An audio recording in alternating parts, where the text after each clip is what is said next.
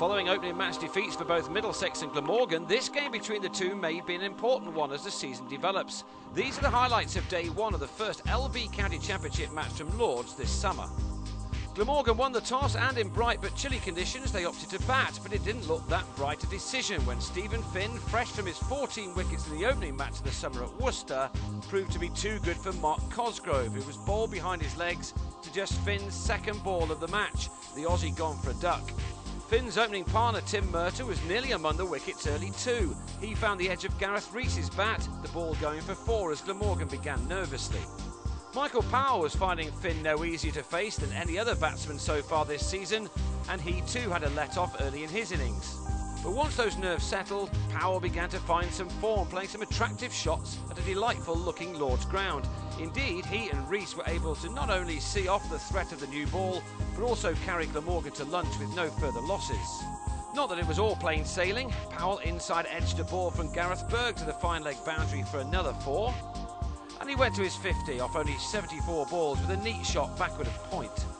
With Rees supporting him well in the opening session, Glamorgan were able to get to that lunch break at 71 for 1 off 30 overs. Middlesex began to fight back in the middle session of the day, although they still probably felt that their bowlers weren't getting their just desserts, as Finn again found the edge of Rees's bat. But with the score at 84, they did get the dangerous Powell.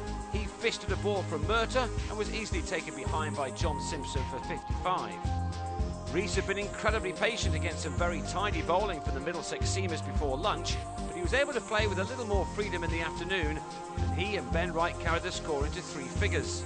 But having made 38 of 133 balls, 7 of which found the fence, Rees uncharacteristically thrashed at a ball from Kiwi import Ian O'Brien and was well held by Adam London in the gully.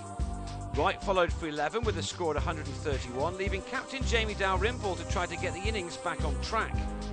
Dalrymple has not been Middlesex's favourite opponent since leaving the club a few seasons ago, and so Berg and his teammates were delighted to see the back of him as he was trapped in front for 24, leaving his side on 147 for 5.